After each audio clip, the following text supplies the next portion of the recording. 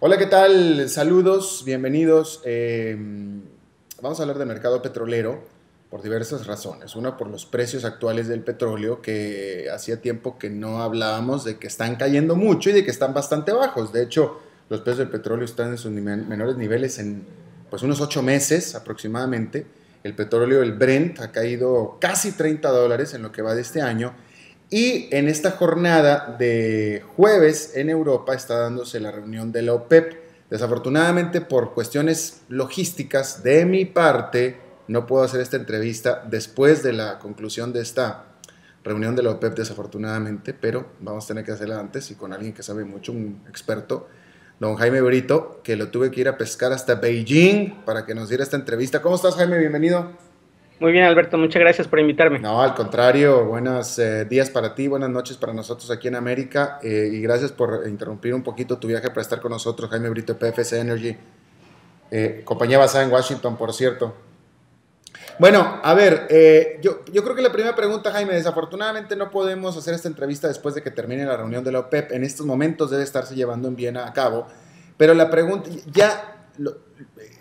lo que yo he podido leer es que se adelanta, se anticipa que no va a haber cambios en la producción a pesar de la caída de los precios. ¿Tú estás de acuerdo con esta apreciación?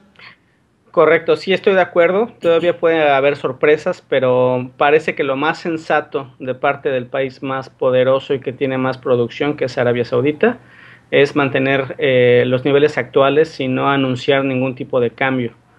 Hay que acordarnos, Alberto, que históricamente por mucho tiempo la OPEP había estado manejando cuotas de producción que asignaba a cada miembro. Después, para el 2008, por cuestiones de que siempre se andaban discutiendo, peleando, de que había países que no respetaban sus cuotas, el cártel como tal decidió ya dejar de anunciar cuotas individuales y ya nada más iba a haber como acuerdos respecto a la producción total de la OPEP como un todo, como total. A finales del año pasado, en la última reunión, a finales del 2011, se acordó que iba a haber un límite de producción como cártel total de 30 millones de barriles por día. Y eso es lo que está ahora a discusión. Se está discutiendo, digamos, la cuestión existencial de todos los miembros. Básicamente lo que quieren países como Irán, Venezuela, etcétera, es que Arabia Saudita recorte de su propia producción, porque este límite que se acordó a finales de año del 2011 de 30 millones no se ha respetado. Se está produciendo 31.5 millones de barriles por día y como hay más producción, entonces el resto de los países le están pidiendo a Arabia Saudita que recorte su volumen para que ayude a que suban los precios. ¿Y qué, pero vaya, ¿qué es Arabia Saudita el que está produciendo de más? ¿Él es el culpable? Básicamente sí, y hay un motivo muy especial que es todo este asunto de las sanciones con Irán, ¿no? Mm. Si Irán ha tenido que reducir exportaciones al resto del mundo, a Europa y a Asia, entonces Arabia Saudita ha tenido que entrarle al quite, como decimos, Mm. y aumentar su producción doméstica. Y entonces ahora que ha caído el precio del petróleo por cuestiones de percepción de lo que pudiera pasar con la crisis europea, etcétera, ahora países como Irán o Venezuela o Libia le están pidiendo a Arabia Saudita que por favor recorte su producción porque están cayendo los precios. Ahora, ¿qué es lo que está pasando en esto? Bueno, acabas de dar una clave, que es percepción, pero yo creo que la pregunta, vaya, esto quiere decir, si es percepción, quiere decir entonces que esta caída tan pronunciada de los precios es artificial, es decir, no tiene bases, no tiene fundamentos. Bueno, es una pregunta, es la pregunta de los millones de dólares, ¿no? Si quisiéramos discutir un momento en el tiempo, podemos decir que al menos de 7 años para atrás, todos los precios ya no son reales. Es decir, Claro. lo que es oferta y demanda y balance real de petróleo no explicaría $125 de Brent, ¿no? Entonces, Y lo que sí, estaba pero explica 97, 95. es más probable que explique 80 o 75 que 100 o Pero 90, eso ha sí. sido desde hace tiempo. Así es, Así así es. es. Ahora, eh, ya me dejaste aquí pensando. O sea que tú estás adelantando. A ver, es que estamos hablando de que efectivamente, porque tú y yo venimos hablando de la artificialidad y lo irracional de los precios del petróleo desde hace ya bastantes años realmente. Uh -huh. Eh, eh, ¿esta caída de precios corresponde a esta irracionalidad de los precios o acaso pudieran estarse sincerando por primera vez en algún tiempo? Mira, Alberto, lo que yo creo que tenemos que ya que reconocer es que no es que exista una irracionalidad o que haya artificialidad de los precios, sino simple y sencillamente es que ya hay diferentes factores que van a mover el precio. Estábamos una nueva realidad. Correcto. Estábamos muy acostumbrados a que tenía que haber una explicación de oferta, demanda, balance de crudo, estacionalidad de la gasolina, etcétera. Cuando prácticamente el 40% del precio está infiltrado o movido por cuestiones financieras, de inversión, de manejo de fondos de inversión, de rendimiento en inversiones de pensiones, etcétera, y son los que mueven el precio de 80, 90, 120, 130, pues ya tenemos que reconocer esta nueva realidad. Lo que ha ocurrido es que a principios de año se estaba manteniendo excesivamente caro, regreso a la palabra artificialmente caro, en $125 el Brent, porque se estaba reaccionando a las sanciones tan severas de no permitir a Irán que exporte crudo a países como España, Grecia, Italia y Japón. Entonces el mercado reaccionó y elevó ese precio a principios de año a 125 para el Brent. El WTI nunca pudo subir más porque hay muchísimo petróleo dentro de Estados Unidos, hay mucho inventario y no se justificaba que subiera de precio. Ahora bien, si hubiéramos quitado este factor de inversionistas del sector financiero, la balanza del mercado en enero hubiera sido tal vez 90 o 100 dólares por barril y a la fecha hubiera tenido que caer el precio tal vez a 70 o 80. El Brent. Y bueno, y ante esto, ¿te atreves o sirven de algo los pronósticos? ¿Te atreves a pronosticar cómo se va a comportar el petróleo en los próximos, de aquí a que diciembre tal vez? Bueno, si ya estamos reconociendo las nuevas realidades del sector financiero, etcétera, es muy probable que el crudo Brent se mantenga en un rango mínimo de 85 dólares por barril.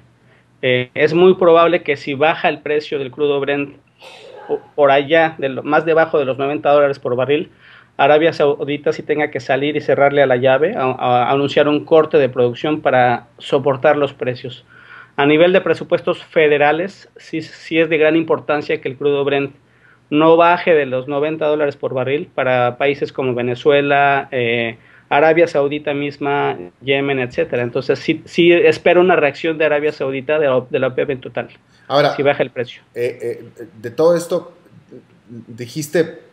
Confírmame, lo que dijiste es que no baja de 85, ese va a ser su piso. Para el Brent, correcto, eso es lo que yo esperaría. Sí. O sea que el West Texas, ¿qué? ¿70? Podría estar en 70, 75. Ahora, ¿le estás poniendo un piso o crees que va a llegar a ese piso? No te puedo responder porque es como si le preguntaras a un economista qué va a pasar con la crisis europea, ¿no? Entonces, me van a contestar, de que me contestan, me contestan.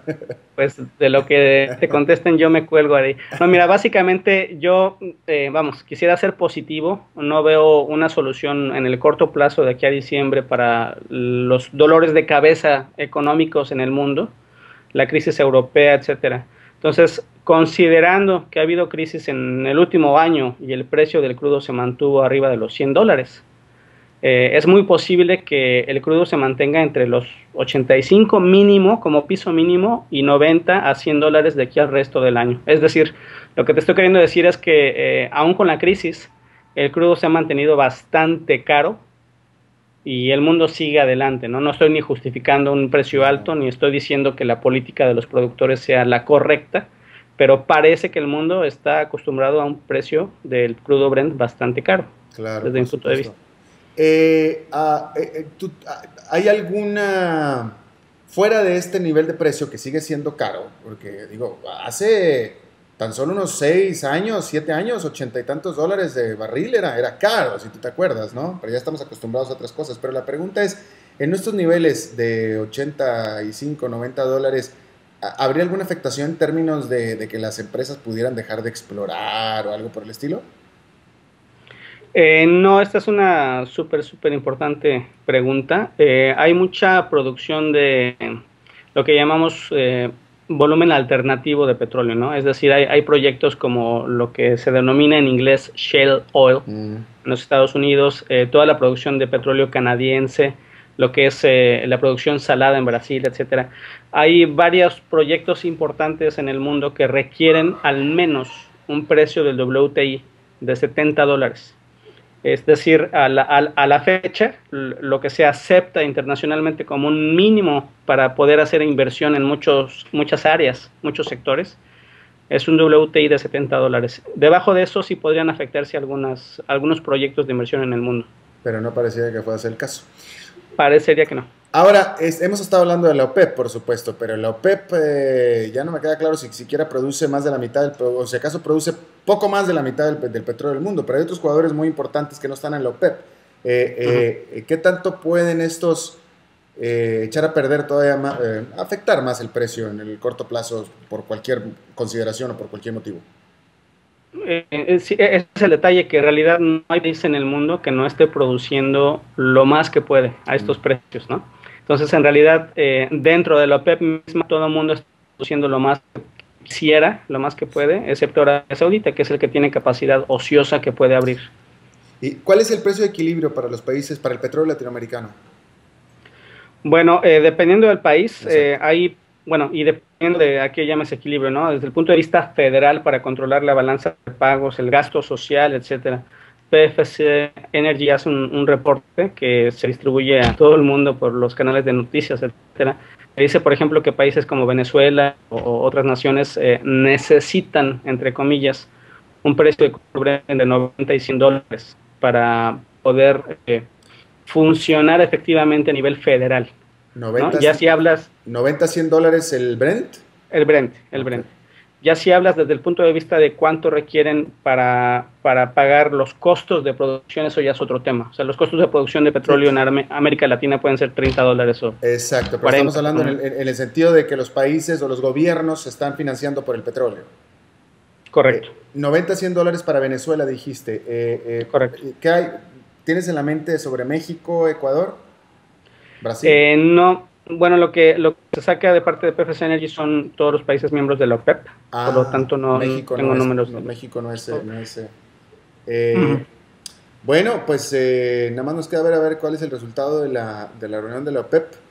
Y por supuesto también muy, muy importante, que no es necesariamente el tema tuyo, pero aclarar que en Estados Unidos, entre más baja el precio del petróleo, más baja el precio de la gasolina, y tiene también sus efectos económicos dentro de la economía de Estados Unidos, porque la gasolina la paga uno de su bolsillo, ¿no es cierto? Correcto, es muy bueno, al menos es una buena señal por el momento. Cuando regreses tú a Washington vas a encontrar los precios bastante más baratos de gasolina, mi querido Jaime. ¿Tenemos? Claro que sí. Jaime Brito, y por cierto, cambiando de tema completamente, pero me parece interesante, ya que estamos en internet hablando, me parece interesante comentar el hecho. Yo creo que esta es la primera entrevista que yo hago desde una internet de hotel en Asia. Siempre hemos tratado de hacer entrevistas en hoteles en Latinoamérica y siempre tenemos grandes problemas de conexión. Y tú que estás en Beijing, mira qué bien, qué buena conexión tenemos, lo que habla de la capacidad instalada de internet allá en aquellos países de Asia, ¿no? Jaime Brito. ¿Me toca algún premio o algo así? Yo creo que sí, te voy a mandar a ver, no sé qué te voy a mandar, ya que me agarraste de sorpresa, te voy a mandar. Bueno, que no sea una foto tuya, por favor. Una foto mía. Jaime Brito de PFC Energy, que siga muy bien tu tour por Asia y muchas gracias por interrumpir tu jornada para hablar con nosotros. Gracias, Alberto, hasta luego, saludos.